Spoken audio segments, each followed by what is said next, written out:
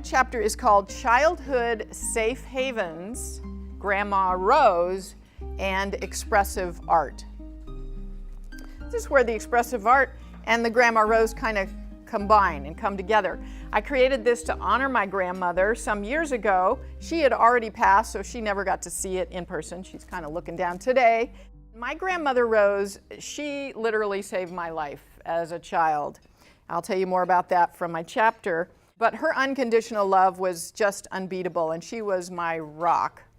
Not only did her nurturing and care rock, but also she was a heck of a cook, so her soul food also nourished my belly.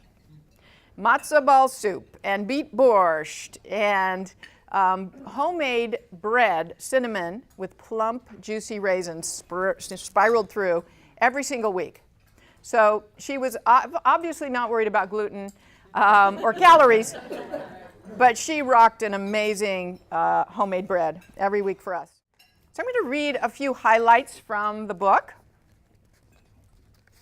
Art has always been a safe haven for me. As a small child, I often disappeared into crayon and paper imaginary worlds.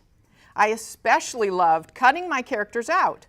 Doing this brought them to life, kind of like using a magic wand. I remember playfully animating my characters' movements and talking to them. I connected deeply to these paper people because they were safe. Sadly, I was raised in a dangerous home where I experienced violence and childhood sexual abuse. My ability to create art shielded me from the brutal reality of my home life, and it gave me a sense of power and hope. These imaginary worlds were safe havens where I could hide amidst the bright colors and the images. In response to the dangerous environment, my mind and body tried to protect me by releasing loads and loads of stress hormones, adrenaline and cortisol. Living with high levels of these hormones wreaked havoc on my body and resulted in chronic digestive problems.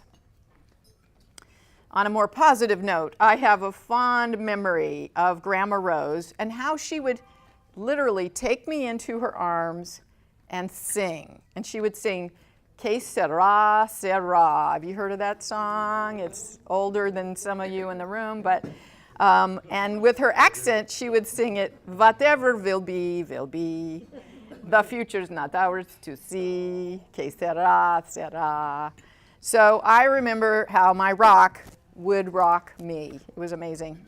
So even though Grandma Rose didn't see what was going on in my home life and rescue me from it, I am deeply grateful to have had her love. I go on to talk about how my creativity continued to be such a passion, and it flourished, and I ended up in the most fabulous art school, kind of the Harvard of the art world, which was Art Center College of Design in Southern California. My career unfolded, and after graduating, I was hired for a large freelance project.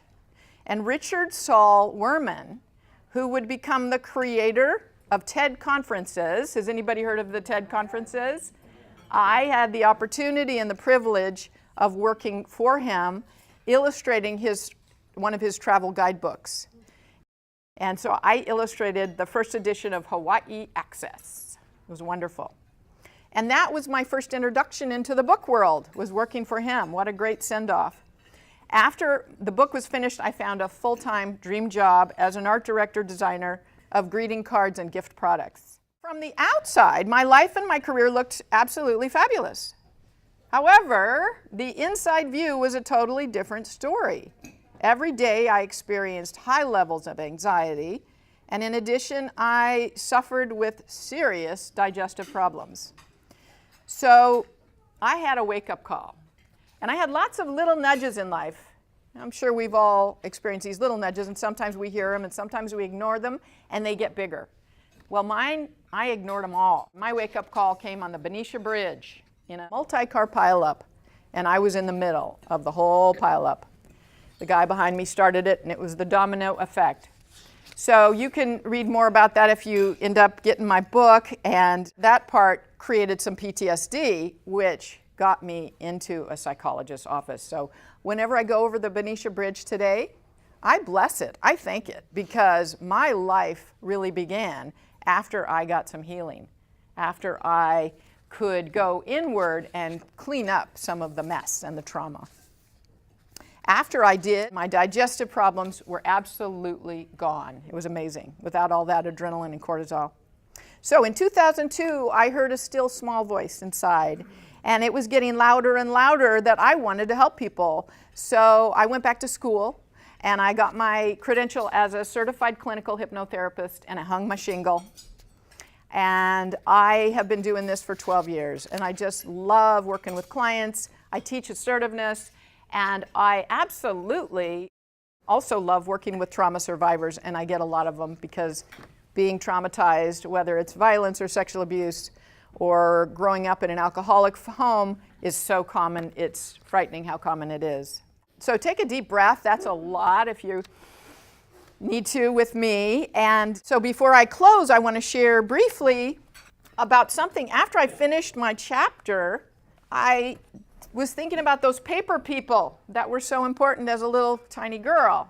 I came up with these Color Me Empowered play shops, and Dr. Coe and I put on one last year, and it was a wonderful, wonderful success.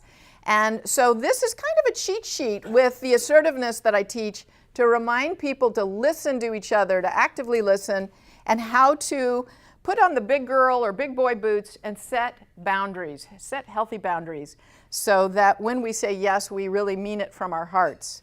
And we can say, I'll think about it and buy time, or we can say, no, absolutely not.